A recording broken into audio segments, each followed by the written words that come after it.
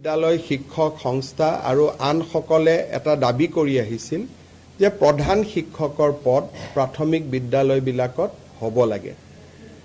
ইতিমধ্যে আমি এইটো সিদ্ধান্ত লৈছিলোঁ যে য'ত 150 ছাত্ৰ ছাত্ৰী আছে তাতে প্ৰধান শিক্ষক পদ আমি সৃষ্টি কৰিম। তাৰ পিছত আমি সিদ্ধান্ত ল'লোঁ যে 100 যদি ছাত্ৰ ছাত্ৰী আছে তাতো আমি এটা প্ৰধান শিক্ষকৰ পদ সৃষ্টি কৰিম।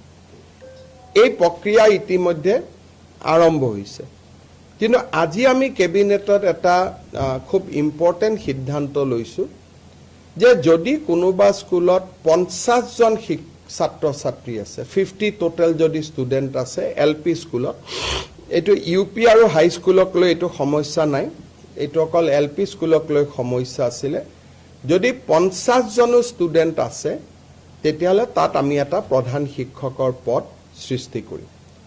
এই সিদ্ধান্তৰ ফলত বহুত দিন ধৰি প্ৰাথমিক শিক্ষক সন্মিলনী বা আন শিক্ষকসকলে কৰি অহা বিভিন্ন তেওঁলোকৰ ক্ষোভ বা প্ৰতিবাদ সামৰণি পৰিব বুলি মই বিশ্বাস কৰোঁ যে এতিয়া 50 জন ছাত্ৰ ছাত্ৰী হ'লেই এজন প্ৰধান শিক্ষকৰ পদ আমি স্কুলত সৃষ্টি কৰিম আৰু এই প্ৰধান শিক্ষকসকল DDO হ'ব, তেওঁলোকৰ বিত্তীয় আৰু প্ৰশাসনিক ক্ষমতাও থাকিব।